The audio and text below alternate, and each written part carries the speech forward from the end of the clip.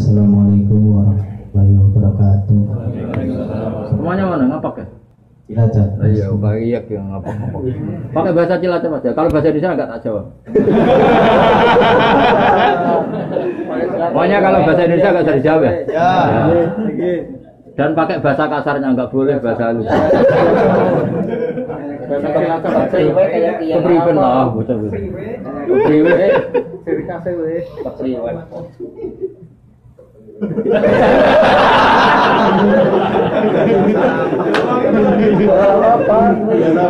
Biasa apa itu? Kalau nggak apa, anggap saja tanya sama ini loh, nggak tanya sama.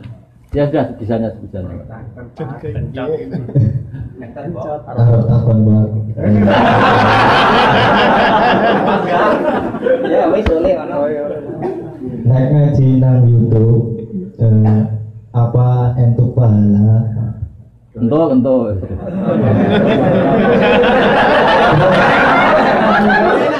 Apa sanatnya bisa nyambung? Bisa. Sanat itu gini loh ya. Saya sering dapat pertanyaan sama dari Cilacap. Siapa namanya? Gunawan. Oh bagus. Gunawan tuh manusia yang ada gunanya. Iya kan? Orang kaya jutawan kan gitu. Tukang pewarta hartawan. Tukang ada gunanya. Maka kalau nyuruh sama ini gunanya banyak. Ya semuanya nyuruh pakai ini aja. Pasti gunanya banyak. Jadi orang kalau kaya jutawan, pewarta wartawan. Ya. Kalau orang kelayaban bisa tawan wisata, tukang kelayaban kan. Jadi apa? Tawan. Kalau banyak gunanya gunawan. Kalau banyak masalah. Begini ya, jadi ngaji saya di YouTube itu dari awal sudah saya ikhlaskan lillahi ta'ala, dan otomatis secara sanad itu tersambung. Yang ada syarat ketat itu kalau mau jadi mufti. Ya jadi apa? Mufti itu orang yang punya otoritas menghukumi halal haram, syarat tidak sahnya sholat atau syarat sah tidaknya nikah itu nggak boleh hanya sekedar ngaji di YouTube. Tapi kalau syarat ingin tahu kebaikan sudah cukup. Karena kebaikan itu ma'ruf, mudah dikenal oleh Jadi kalau syarat-syarat yang ketat harus ketemu gurunya, ngaji lama, terus akhlaknya harus baik, hafal Quran, hafal hadis, itu syarat untuk mufti, ya Pak? Mufti itu begini loh, fatwa sesuatu yang jelimet itu namanya mufti. Kalau sampean kan nggak perlu seperti itu. Pokoknya dengar ngaji saya yang bisa dilakukan, yang nggak ditunda itu sudah selesai. Dan potongannya ya nunda semua. Misalnya saya ngaji, wajib gak orang nyaur utang? Ya jawab. Wajib. Tahu toh? Ditunda apa langsung? Tunda. Ketika kangen keluarga wajib gak terus ingin pulang atau ngirimin? Tapi ketika ada tadi kantor cabang gitu wajib. Pikirannya mulai macam-macam. Nah. Kenapa kalau mufti syaratnya ketat? Karena mufti itu akan menimbang hukum yang kayak iya, kayak tidak. Itu harus orang alim, nggak boleh hanya lewat YouTube. Saya beri contoh ya Mas Gunawan ya, kayak iya, kayak tidak. Misalnya gini, saya beri contoh. Kerja di Korea itu baik apa enggak? Kalau melihat sisi jauh dari keluarga agak baik. Tapi apa artinya deket tapi enek? Enek itu raine ketok terus rezekine ora tau ketok. Itu namanya enek. Jauh tapi gak enek karena weselnya kirimannya banyak. Lancar. Nah kalau istri kamu rata-rata nelpon kangen orangnya apa kangen kiriman? Kiriman. Nah itu kan terus ketika ada orang tanya baik mana merantau sama di rumah itu pas itu cuma itu hukum sosial, tapi seorang mufti pasti gampang kayak iya kayak tidak. Nah, itu butuh orang alim yang ngajinya tenanan. Tapi kalau hukumnya suami istri sebaiknya apa ya rukun. Ya, itu kan nggak perlu mufti, pasti iya gitu apa? Pasti iya. Jadi saya jawab ya. Jadi kalau ngaji lewat YouTube itu sudah sah. Cuma tetap saja nggak sah kalau sebagai mufti. Mufti itu menentukan hukum halal. Misalnya kamu marung di warung Korea yang terkenal misalnya masak babi, tapi yang kamu makan benar-benar telur atau ayam, hukumnya gimana? Mesti mufti itu mikir. Kalau melihat ayamnya halal, tapi paling digoreng di wajan yang sama, diletakkan di piring yang sama, dan mereka nyuci piring pasti tidak dengan cara Kalau melihat gitu kayaknya tidak halal ya. Tapi kalau melihat bisa saja, meskipun bisa saja pas jatah saya piringnya baru. Tapi meskipun kemungkinan itu entah. Tapi ya buat senam otak yang nggak mungkin dianggap mungkin saja. Tapi ini ya itu mufti. Misalnya sholat pesawat hukumnya gimana? Kalau melihat waktu sholat ya harus sholat. Tapi melihat kalau kamu sesuci misalnya, sesuci di pesawat itu wudunya kira-kira sempurna enggak? Buatan kan? Kalau sempurna dimarahin awak kabin. Setelah wudhu tidak sempurna kira-kira tetap wajib sholat apa enggak? Mesti jawaban pertama wajib. Lalu sholat ini namanya apa? Sholat dihormatin waktu, hanya menghormati waktu. Tapi nanti setelah di kos-kosan atau di Korea harus dikodoi. Tapi ketika wajib ngodoi melihat wajah-wajah gini, wah sholat aja sudah menguntungkan, disuruh wajib kodok. Muftinya ngeper lagi. Karena wajah-wajah kayak sampean itu semua mufti pasti ngeper. Ini sholat fardu aja abot, apalagi disuruh kodok. Hanya kalau ditanya, hukumnya gimana Gus? Wajib sholat? Wajib ngulang enggak? Kamu enggak. Terus ada lagi orang tanya saya, ini orang nggak pernah sholat sampai 10 tahun. Setelah tobat tanya, saya wajib kodok enggak Gus? Tak lihat wajahnya itu kalau diwajibkan langsung nggak sholat. Akhirnya saya sebagai kiai ngakalin, ya sudah penting kamu sholat dulu aja, tidak usah tanya kodoknya. Setelah setahun datang lagi, sudah tahu nikmatnya apa? Sholat. Gus caranya kodok gimana? Sudah nggak tanya kodok wajib enggak? Caranya kodok gimana? Saya bilang ya pokoknya tiap sholat kamu 2 kali aja, nggak usah langsung banyak apa? Tiap sholat 2 kali. Yang satu untuk sholat wajib hari ini, yang satu untuk nyaur utang yang dulu. Karena kalau langsung dihitung 10 tahun tuh sebulan kali 5, 10 hari aja berapa? 10 hari kali 5 waktu sudah 50. Berarti tiap 1 bulan 150. 150 kali 12 berapa? Banyak ya. Kali 10 tahun. Lihat raweh saja dia takut apalagi. Nah, wajibnya qadha itu sesuatu yang mudah dikenali.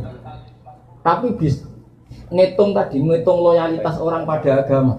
Rai-rai gini, rai-rai tobat musiman gini. Kalau langsung diwajibkan itu malah apa bahaya. Bahaya. Makanya bilang ya sudah sholat dulu aja. Katanya kiai harus mondok ikut 10 tahun sudah, saya sholat dulu aja, tidak usah tanya itu. Makanya dulu tuh ada cerita unik. Ini guyonan saya sebagai penghormatan pada Korea palsu ini ya. Tuh ada kiai itu kan rata-rata anaknya cantik. Kalau anaknya tidak pati cantik itu ya rapati kiai. Kiai betul itu rata-rata anaknya cantik. Karena istrinya rata-rata ya cantik. Kalau kiai istrinya jelek ya agak musibah. Tapi bisa bikin kantor cabang kan? Ini provokator itu. Apa pengesahan apa ya? Pakai kartu apa? Enggak, kantornya aja. Dia istilahkan istri kedua itu. Singkat cerita itu anaknya itu cantik. Ya dulu itu enggak ada akses ke dalam kecuali harus jualan apa? Air. Jadi ada orang santri itu agak nakal dia. Ingin tahu ningnya kalau dalam bahasa pondok itu nih. Taman karena saya yakin semua yang ngaji saya di sini itu masih ada sisa-sisa santri. Karena orang Indonesia hebatnya gitu, kecilnya mesti dolanan di musola, nguyaya di musola, ya kan? Baiknya orang Indonesia kan? Iya kan? Karena rata-rata kita pas kecil itu kan nyon sewu miskin, yang ada jeding itu di musola. Sekarang keluarnya tamer-tamer di Indonesia ke saya gitu, semenjak masjid bagus, kamar mandinya bagus. Kadang orang mau ke masjid itu bukan karena ingin jamaah, kudu ngising di rumah lari ke masjid. Ya kan? Sekarang banyak enggak? Banyak karena kamar mandi masjid lebih bagus. Yang parah kalau mau tidur Kang Ali, di rumah enggak ada AC, enggak ada kipas angin. Kalau ngantuk ke masjid. Kipasnya dinyalin. Di daerah kamu ya gitu. Di sini ya. Di kos-kosan nggak ada kipas, di sini masjid ada. Ada sih. Malah sih di sini. Itu mau itikaf kok mau nikmati hidup. Nikmati hidup. Sambil jalan minum air. Ya alhamdulillah kok Allah nggak apa-apa lah. Dekat masjid sudah baik. Meskipun niatnya tidak baik, semoga tetap apa? Baik. Singkat cerita dia itu pura-pura jualan apa? Air. Kiainya senengnya begini. Ben baru kayak anakku disenengi, banyu murah soalnya. Kiainya wali jadi tahu kelakuan. Tadi santrinya tadi di Barno biarin dapat air murah, loyal. Lama-lama dibilang gini sama Kiai. Kamu senang sama anak saya? Iya Pak ya. Syaratnya kamu harus jamaah di depan 40 hari. Kalau itu selesai, nanti kesini tak nikahkan sama putri saya. Oh semuanya bukan main. Dia jamaah terus di depan. Ini di Masjid Haram, ceritanya di Mekah. Nggak di Seragen, nggak di Solo. Jadi ini cerita kelas internasional, bukan kelas apa? Setelah itu sholat, semangat dia. Ya, syaratnya 40 hari di soft awal. Ya imamnya tentu imam Masjid Haram, nggak masuk imam nggak ini. Kalau di sini nggak jadi wali 40 hari belum jadi wali. Ini di Masjid Haram yang satu sholat sama dengan 1000 sholat. Ya 1000 rakaat. Kalau sholat di sini satu sholat kan benar-benar satu. Kalau di sana lipatannya kan berapa? 10.000. Ada yang bilang pokoknya ribuan, ratusan ribu, ya, terserah ngitungnya sampai 40 hari. Hari ke-40 selesai sama kiainya digandeng santri. Ayo nak pulang ke rumah saya. Tak kawinkan sama anak saya sesuai perjanjian. Itu santrinya marah-marah. Pak Kiai, minyak uang. Sholat diterima dijoli anak jenengan. Enggak bisa. Ternyata dia hari kedua ketiga sudah ikhlas, tidak karena cewek tadi, tidak karena putrinya kita tadi.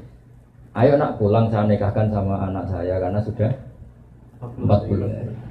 Pak Yai, kamu menghina saya. Masa sholat nikmatnya seperti itu hanya hasilnya dapat putri jenengan? Enggak bisa. Sholat saya itu balasannya surga, enggak bisa. Enggak mau saya. Dari sholat untuk dapat cewek menjadi sholat nikmati kebenaran. Makanya kalau kamu ingin kaya tak suruh sholat hati. Nanti kalau sudah sering sholat nikmatnya sujud, nikmatnya muasalah sama Allah terus mulai berubah doa. Apa penting kaya apa enggak? Kalau kok masih ingin kaya terus berarti sholatnya masalah. Akhirnya enggak mau malah dikawinkan. Akhirnya kiainya yang merayu-merayu dia. Sudahlah tetap jadi mantu saya karena kiainya kesemsem ingin punya mantu ikhlas. Sekarang ganti yang kiainya yang mati-matian ngerayu supaya dia mau jadi menantunya. Karena ingin punya menantu ikhlas. Bisa dibuktikan ya. Mau nyoba itu. Kebo. Dan contohnya ada harus Mekah. Misalnya Anda ingin kaya, dijazahi, disuruh sholat saja. Lama-lama nanti Anda akan muhasabah, mengkoreksi doa Anda. Betul enggak, betul enggak. Nah, Anda suka cewek, mati-matian cinta mati. Setelah kamu sholat, nanti mesti ada alamat. Ternyata mimpi gambarnya angin topan. Saya pernah punya teman, sholat istikharah. Gambarnya itu angin topan. Ya macam-macam. Ya itu jadi itu artinya wasta'inu bisabri apa? Karena kita tidak pernah tahu yang maslahat untuk kita itu ke depan itu apa, kita tidak pernah. Makanya semuanya kita serahkan pada Allah Subhanahu. Ya, mungkin sampean kalau hidup di Jawa karena tetangga roh kiai kadang rapati senang. Karena kadang jadi gawan tonggo. Tapi gara-gara di Korea melihat Islam gak hidup malah sampean jadi kiai. Kalau di rumah jadi kiai RT saja nggak ngangkat ya. Tapi kalau di sini langsung kiai internasional. Iya, kalau kiai di Indonesia namanya kiai lokal. Kalau sudah di sini Roisab. Jadi itulah hikmah yang dikersana Allah Subhanahu wa Ta'ala. Makanya berharap semoga keberadaan Anda di sini benar-benar ikut menyebarkan sujud, tauhid, tasbih di dunia. Ya sudah ya, cukup ini.